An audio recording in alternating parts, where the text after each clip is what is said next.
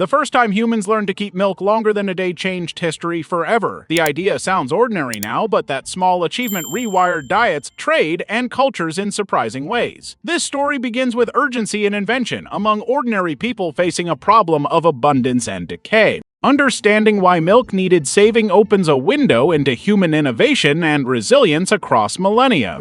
Archaeologists found the earliest clues to milk use in residues absorbed by prehistoric pottery vessels. Those darkened lipids left chemical signatures that whisper about dairying practices thousands of years old. These residues tell a quiet story about early farming communities experimenting with animal milk. The discovery rewrites assumptions about when and where people learned to turn milk into durable food. Once people began keeping livestock, they faced a recurring problem of perishable abundance and seasonal surplus. That tension forced experimentation with storage and transformation techniques that would become early preservation methods. The revolution in pottery and tools gave people vessels to contain and process milk over time. Those innovations created the conditions for fermentation, curdling, and drying to become practicable daily technologies. Fermentation emerged as a practical solution long before microbes had names or microscopes existed. People observed that souring milk could prevent spoilage and sometimes improve digestibility and flavor for entire communities. These empirical experiments created a relationship between humans and microscopic life that changed what milk could become. Over generations, controlled souring became a reliable way to preserve dairy beyond the day it was produced. At its core, fermented milk is a story of bacteria and chemistry operating under human guidance. Lactic acid bacteria convert milk sugars into acids, lowering pH and creating conditions hostile to many pathogens and spoilage organisms. That simple biochemical process explains why soured milk often kept longer and became safe to eat in ways fresh milk sometimes did not. The marriage of observation and microbial action made fermentation a foundational preservation technique.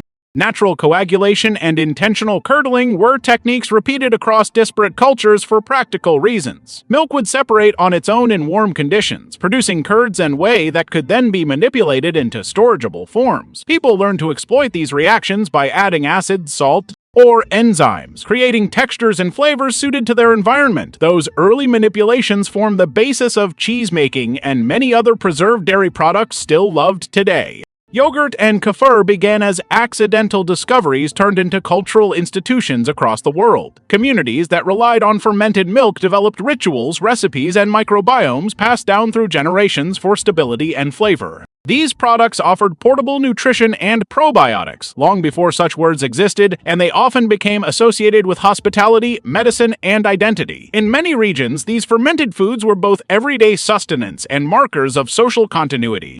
Cheese represents one of the most transformative forms of preserved milk in human history. By concentrating solids and reducing water activity, cheese became a way to store calories, protein, and fat for months or even years. The invention of rennet or similar coagulating agents allowed cheesemakers to form curds with greater control, opening a world of textures and aging possibilities. Those advances made dairy reliable in seasons and places where fresh milk could not be kept. Butter and clarified butter emerged in pastoral societies as dense, transportable energy sources, churning separated fat from milk and created a product that resisted spoilage better than fresh milk in many climates. Clarified butter and ghee removed water and milk solids, drastically improving shelf life and heat stability for cooking and storage. These techniques spread alongside migrations and trade, becoming culinary staples across continents.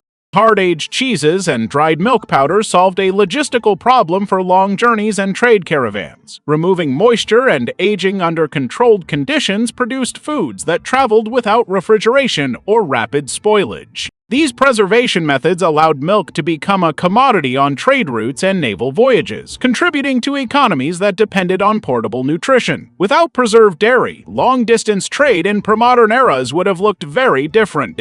Across the Eurasian steppe, fermented mare milk became a vital preserved drink for nomadic cultures. Kumis and arog provided alcohol, nutrition, and portable sustenance to horse peoples who could not rely on refrigeration. Those fermented beverages were adapted to mobile lifestyles and seasonal herd movements, and they became woven into social rituals and diplomacy among pastoral groups. They illustrate how preservation methods matched lifestyle and environment in elegant ways. Camel milk developed unique traditions in arid regions where water scarcity complicated preservation. Some communities consumed it fresh, while others fermented or mixed it with local grains to extend shelf life and nutritional value. These practices reflect adaptation to extreme environments, where standard dairy strategies would fail without significant modification. The ingenuity in these regions highlights human problem-solving in the face of environmental constraints. South and East Asia developed their own dairy preservation techniques tailored to local tastes and climates. Paneer, labna, and fresh cheeses often used acid coagulation and pressing to create soft, preserved curds suited to regional cuisine. These products became integral to cultural diets and religious practices, showing how preservation techniques intertwine with identity. Over centuries, local innovations created a diverse dairy landscape across the Asian continent. In parts of Africa, milk preservation often blended with fermented cereals and grains to create robust mixed products. These hybrids extended dairy beyond single-source preservation and provided balanced nutrition during lean seasons. The interweaving of dairy with fermented plant foods demonstrates adaptive creativity in food systems. Such traditions are rarely isolated, and they show holistic strategies for survival and flavor across diverse ecologies. European farmhouse cheeses matured in cool cellars and caves where humidity and microbes did most of the preservation work. Regional microclimates and cellar cultures produced characteristic cheeses, unique to villages and valleys. Those local aging rooms became natural laboratories of flavor, and their products supported local economies. For centuries, the cellar and cave cultures helped transform milk into an array of durable, transportable foods.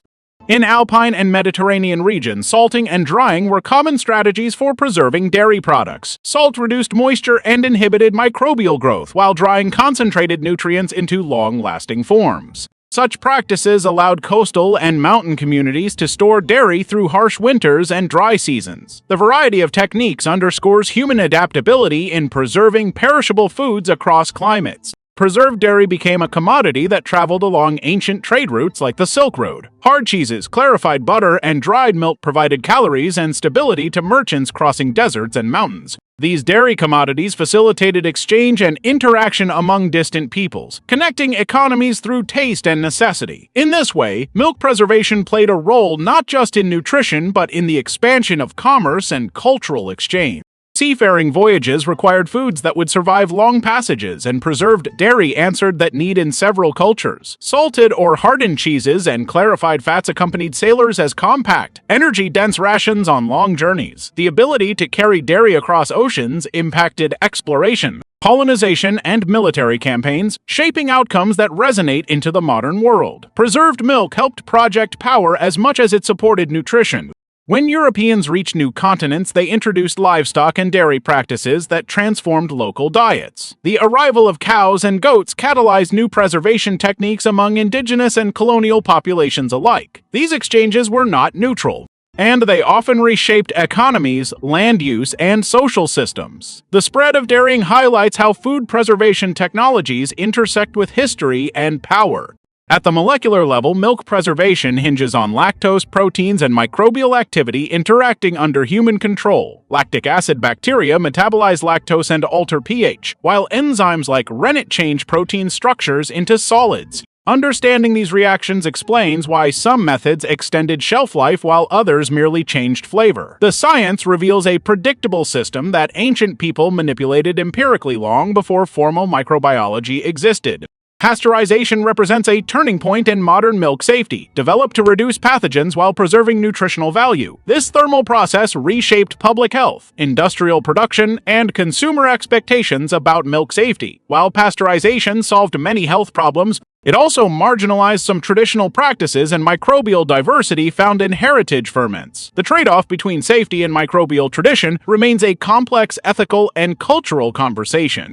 The rise of refrigeration and industrial dairy systems dramatically changed how societies preserved milk. Cold chains and large-scale processing enabled year-round access to fresh milk for millions of consumers. However, those systems also centralized production, reduced small-scale diversity, and disconnected people from local preservation knowledge. The cost of convenience included cultural losses and ecological consequences that we are still grappling with today. Modern innovations like UHT processing and ultrafiltration pushed milk preservation into new directions. These technologies prioritize shelf stability and supply chain flexibility, allowing milk to travel further and sit longer on shelves. At the same time, a global interest in probiotics and artisanal ferments has created a renewed appreciation for ancient techniques. The tension between industrial efficiency and artisanal diversity defines contemporary dairy culture.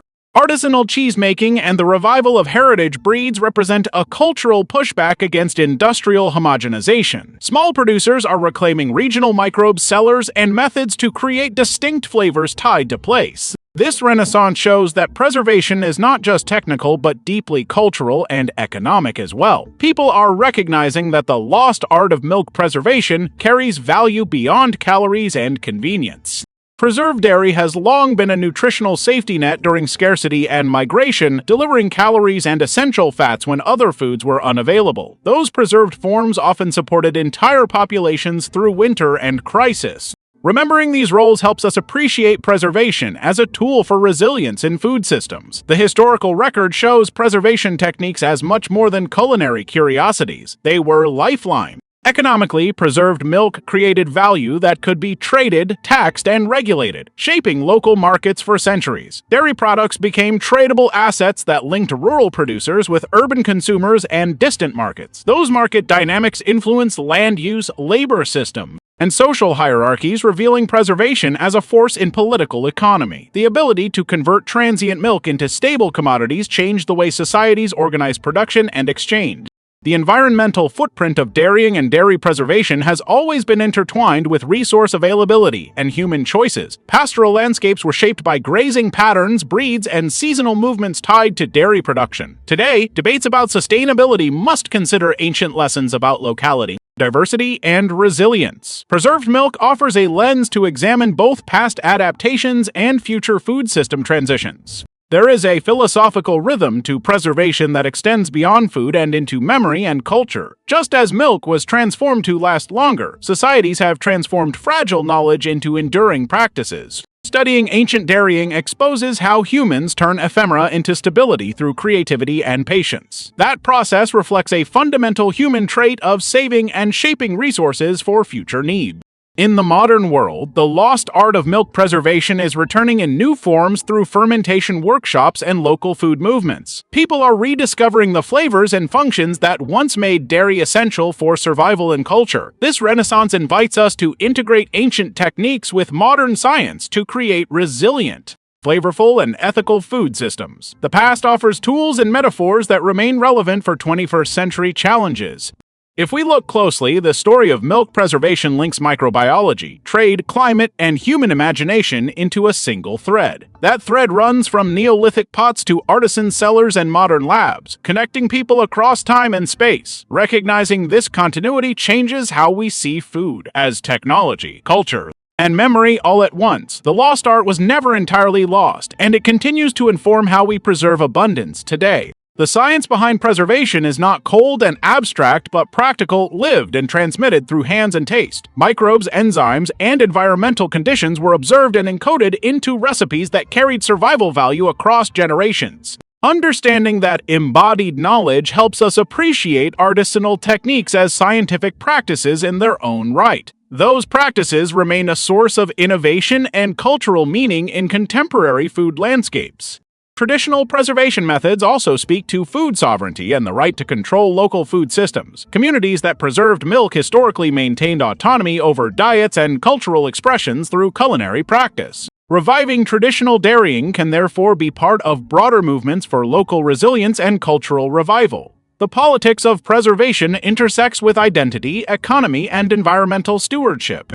As we face modern challenges of supply chain fragility and climate change, ancient lessons in preserving milk gain new urgency and relevance. Small-scale, low-energy methods sometimes outmatch industrial systems in resilience and adaptability. Exploring that potential requires humility and collaboration between traditional knowledge holders and modern scientists. The lost art of milk preservation may become a model for sustainable food futures. In the end, preserving milk was never only about keeping food, it was about extending possibility into an uncertain future. Those who learned to keep milk alive built networks of care, trade, and cultural continuity that outlived seasons and empires. If this story gave you a new way to see ordinary foods, consider how many other forgotten technologies shape our lives today. If this gave you a new perspective, hit subscribe and join the journey into everyday histories that still teach us how to live.